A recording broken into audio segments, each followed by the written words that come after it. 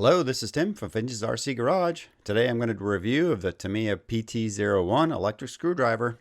I just want to start by saying that I do not receive any promotional items from sponsors for any of my projects, so everything you see is just my good old opinion from using this screwdriver over the last few projects I've finished. I did this review because a colleague on the RC World Discord thought it would be a good idea, and when I went to research it, I found almost no information on the screwdriver. I thought that was a bit weird since Tamiya tools are a bit overpriced but always high in quality and generally used all over the world. Okay, so let's just jump right in. Then you can judge for yourself. A word of warning though, you might want to watch to the very end before you make your mind up and go out and buy one.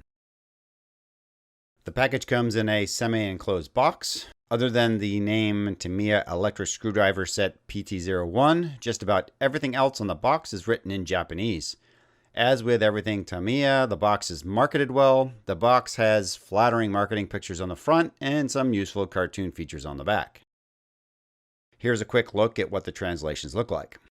The front translation contains all the high-level feature bullet points of what's included with the screwdriver. The back translation contains a lot more detail. It focuses primarily on the power of the driver as well as the power of the clutch system built in to prevent stripping. Open up the box and removing the carrying case reveals more of the Tamiya quality and craftsmanship. The case is 11 inches by 9 inches and 3 inches deep. The outer material is a durable black fabric all the way around and contains a comfy carrying handle. The lid is padded on both sides and the zipper opens up completely on 3 sides that allows the lid to flip back completely. Inside the case has 2 Velcro-based tie-down straps, one for the screwdriver and another one for the charger so that things don't shift around during travel. Also inside are 2 expandable pockets that can be used to hold the extra driver bits, and on the lid is a large mesh pocket that can be used to store the instructions or anything else that lies flat. The screwdriver box comes with a few basic items: the main screwdriver, a charging station and cord, the instructions, 5-bit driver attachments and a holder, and finally a handy carrying case to make everything portable. You can just put the instructions right back into the nice mesh pocket holder since the entire text is in Japanese, so you're better off just pulling out the screwdriver and giving it a once-over to learn what everything does. But before we go there, let's first take a look at the 5 included driver bits. The bits come in a 6-bit holder, yet only 5 bits are included with the screwdriver. These bits include the number 1 large JIS screw bit, a number 2 smaller JIS screw bit, 4mm flange nut driver, a 2mm hex Allen bit, and a 2.5mm hex Allen bit. Okay, now for what you've really been waiting for, the driver itself. As with everything Tamiya, the look and design was well thought out. It comes in a sleek black exterior. It's made from plastic, but it does have rubber in all the right places. The entire grip is surrounded in a sturdy rubber. The rubber also has the sides of the shaft that stick out so that when you lie it down, it doesn't scratch anything or go clunk. Alright, so now talk a little bit about the features. It has a separate forward and reverse buttons, no trigger style since that would make it function incorrectly when it is in the straight position. Has an on-off switch for the LED light for a constant on light. 2-speed toggle located in the middle of the driver.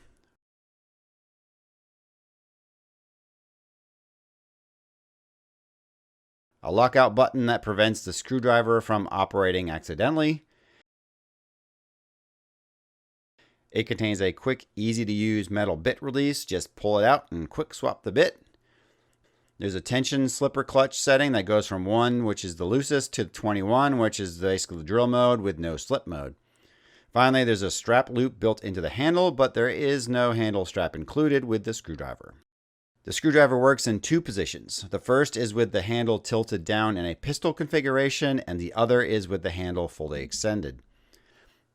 I find that the pistol position is much more comfortable for general use in assembly, where I straighten it out when I am trying to get the bit into a tight position. I was surprised initially that there was no lock for the position change, but there is enough resistance in the pivot that I have not had any problems with it changing position without me wanting it to. I will have to see if it loosens over time and becomes unusable, but for so far it's been good.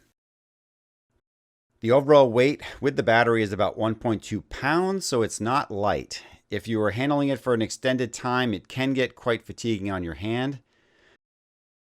The feel when handling it is that the front is top heavy. This feeling is manageable when in the pistol grip position, but when it is in the straight position, it is very noticeable. This is a bit surprising since the handle is where the battery is located, which means the weight mostly comes from the screwdriver components and not the battery. The layout and feature accessibility was definitely designed for someone that is right-handed. I am, of course, left-handed, so it's not ideal, but it is definitely usable. The only real difference is how you access the forward reverse and the light on-off switch. For a right-hander, your thumb will be driving the forward and reverse, and your index finger can slide up and switch the LED light on and off whenever you need it. For a left-hander, you have to get used to holding the screwdriver with your palm and use your index finger to power the forward and reverse.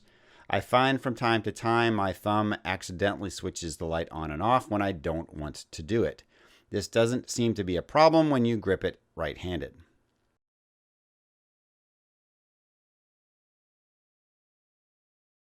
The last item to look at is the battery and charger. Nothing fancy here.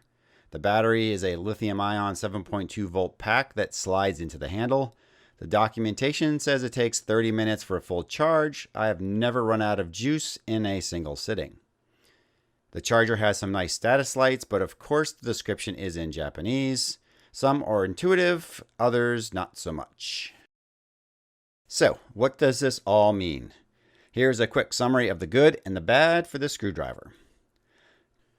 The light is plenty bright enough, but you do need to remember to turn it off when you are done since it is controlled by a separate on-off switch. Setting the lock button helps preventing it from running during travel, but the lock doesn't prevent the light from getting turned on and wasting the battery. I use it in high speed for disassembly, low speed for assembly. I don't use it too often for assembly unless there is a 20+ millimeter screw that I know I will need a lot of twists. I never use the clutch setting above 2 since I worry it will strip out some vintage plastic screws. I would recommend never using it on a Tamiya suspension arm screw because they always seem to feel loose and ready to strip even when hand tightening. It would have been okay with me if it came with much less power in order to lighten it up for the carry weight for the hobby use. It probably works great as a general home improvement screwdriver, but I think it's overpowered for building RC cars. I don't find myself swapping out bits, though I do prefer the hand feel of tightening screws in vintage kits. If it does spend a lot of time in my hand when I am tearing down a project, but it can get heavy over time. My second largest complaint I have, and maybe the reason I don't use it as much for assembly, is that the bits are not magnetic. This is very disappointing, especially since I have come to depend on this from my manual Tamiya JIS screwdrivers. If that's the second largest complaint, then what might be the first, you ask? Well, very clearly, the cost. Holy bejesus Batman. Are you ready for this? You get everything here for a whopping $230 US. Yes, I said 230. Ironically, the cost was what goaded me into buying it in the first place. I mean, for that much, it has to be amazing, right? So needless to say, it is just a bit overpriced. At the time of making this video, here is where I found it online. On Amazon, it was $300. On eBay, it was $180 plus $50 shipping, so $230. Tamiya's USA's site had it for a whopping $560. Even rcjazz.com has it for $220 plus shipping. Just for fun, I decided to see what other items might be out there that might be similar. I found a DeWalt 8-volt 1/4-inch cordless screwdriver, one battery included and charger included for only $75 at Lowe's. That looks to have some similar features. Not sure it has every bell and whistle, but those better be some special bells for another $160. For another $35, you can get the same screwdriver at Home Depot with a friendly carrying case. So Tamiya, I love you, but in this case, I gotta say the price doesn't quite justify the means. It is a good, solid electric screwdriver, but I'm not sure it's worth the cost of a buggy. I think now I know why I didn't find many people that seem to have used one. Thanks for watching my review of the Tamiya PT01 electric screwdriver. I hope you enjoyed it. Subscribe to my channel and catch all my new and exciting content. See you next time.